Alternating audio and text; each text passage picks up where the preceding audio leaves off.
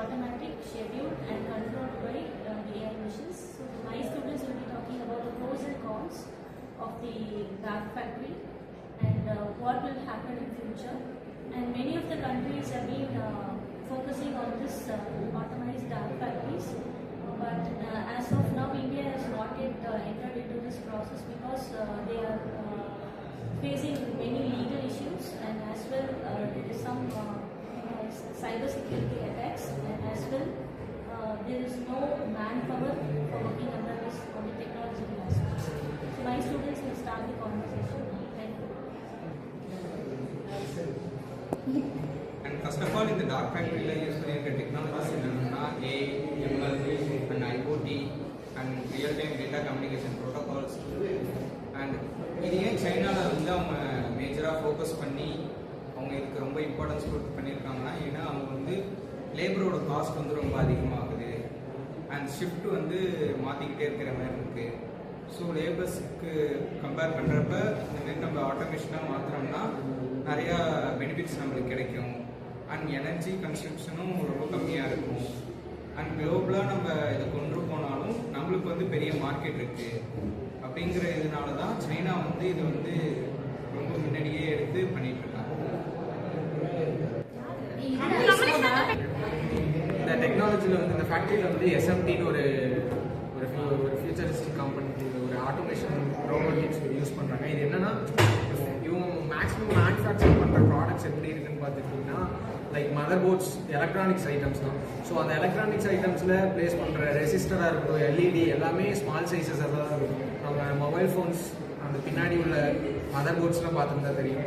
So இதை வந்து மேனுவலாக ஹியூமன் பவர் யூஸ் பண்ணி பண்ணால் நம்ம ஒரு போர்டு அசம்பிள் பண்ணுறதுக்கு 10 மினிட்ஸ் ஆகும். இதே இந்த சர்ஃபேஸ் மவுண்டட் டெக்னாலஜியில் யூஸ் பண்ணோம்னா 10 மினிட்ஸில் 100 போர்ட்ஸ் வரைக்குமே நம்ம வந்து அதை ஃபினிஷ் பண்ண முடியும். ஸோ இது வந்து நான் என்னை பொறுத்தளவு இது வந்து ஹியூமன்லேருந்து இந்த ஆட்டோமேஷன் யூஸ் பண்ணுறது பெட்டர். 90% இது வந்து இன்னும் எஃபிஷியண்ட்டாக ஒர்க் ஆகும்.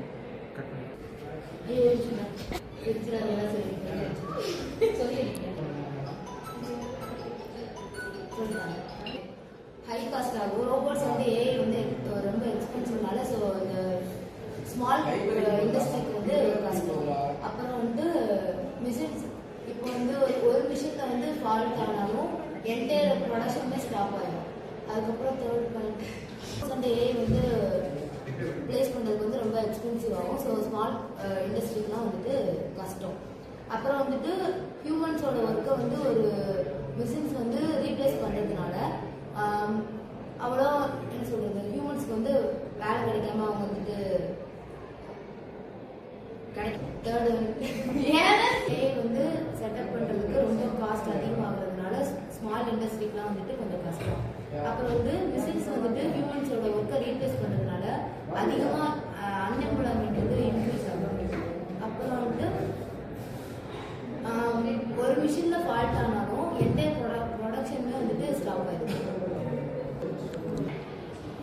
ரியல் டைம் ஃபேக்ட்ரியில் வந்து ஜியோமின்னு ஒரு ஃபேக்ட்ரி இருக்குது. அங்கே வந்து ஹைப்பர் ஐஎம்டி சொல்லிட்டு ஒரு ஏஐ யூஸ் பண்ணி தான் வந்து மானிட்டர் பண்ணுறாங்க.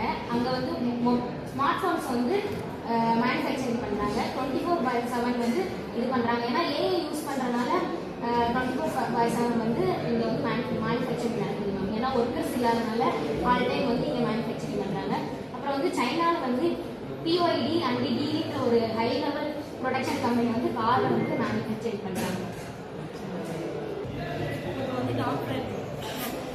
இப்போ மெயின்டெனன்ஸ் அப்கிரேட்ஸ் அதே மாதிரி இப்போ மெயின்டெனன்ஸ் ரிப்பேர்ஸ் அப்கிரேட்ஸ் எல்லாமே ரொம்ப ஹை காஸ்ட்டாக இருக்கும். அதே மாதிரி ஸ்கில்டு டெக்னீஷியன்ஸ் இல்லாட்டி சிஸ்டமை ஹேண்டில் பண்ணுறது ரொம்ப கஷ்டம். அதேமாதிரி சின்ன சேஞ்சஸ்னாலும் சிஸ்டம்னால ஈஸியாக அடாப்ட் பண்ணிக்க முடியாது. இதனால சைபர் அட்டாக் அந்த மாதிரி வரக்கூட சான்ஸ் இருக்குது. இது ஹை இனிஷியல் காஸ்ட் வந்து இதில் ரொம்ப ஹையாக இருக்கும். அதுவும் இல்லாமல் ஹியூமன் ஒர்க்கை ரீப்ளேஸ் பண்ணுறதுனால ஜாப்லெஸ்ஸாக இருக்கும். இது கம்ப்ளீட்டாக வந்து டெக்னாலஜி அண்ட் ஆட்டோமேஷனை பேஸ் பண்ணியிருக்கு. இதில் நிறைய சைபர் செக்யூரிட்டி டேட்டா த்ரெட்ஸ் ஆகிறதுக்கு வாய்ப்பு இருக்குது. அண்ட் இன்னைக்கு வந்து நாங்கள் வந்து டாக் ஃபேக்ட்ரி அது ரிலேட்டடான கண்டன கேஸ் ஸ்டடியாக பார்த்துருக்கோம். அண்ட் இது மூலியமாக நமக்கு வந்து டாக் ஃபேக்ட்ரி ரிலேட்டடாக நிறைய இன்ஃபர்மேஷன்ஸ் கிடச்சிருக்கு. கம்பேர்ட் டு இந்தியா, சைனா வந்து இதில் ரொம்ப லீடிங்காக இருக்காங்க. அண்ட் அவங்க வந்து நிறையா பிளான்ஸ் வச்சு டாக் ஃபேக்ட்ரியை வந்து இனிஷியேட்டிவ் பண்ணிட்டு இருக்காங்க. ஏன் இந்தியாவில் இன்னும் இது வந்து இனிஷியேட் பண்ணல அப்படிங்கிறப்ப லீகல், எத்திக்கல் அண்ட் சோஷியல் ஆஸ்பெக்ட்ஸில் நிறைய இஷ்யூஸ் வரும் அப்படிங்கிறதுனாலையும் அண்ட் நிறைய ஹை காஸ்ட் ஆகும் அப்படிங்கிறதுனாலையும் இந்தியாவில் வந்து இது இன்னும் இனிஷியேட்டிவ்ஸ் ஆரம்பிக்கல. இன் 20 இயர்ஸில் இந்தியாவிலையும் இது ஸ்டார்ட் பண்ணிடுவாங்க. And thank you.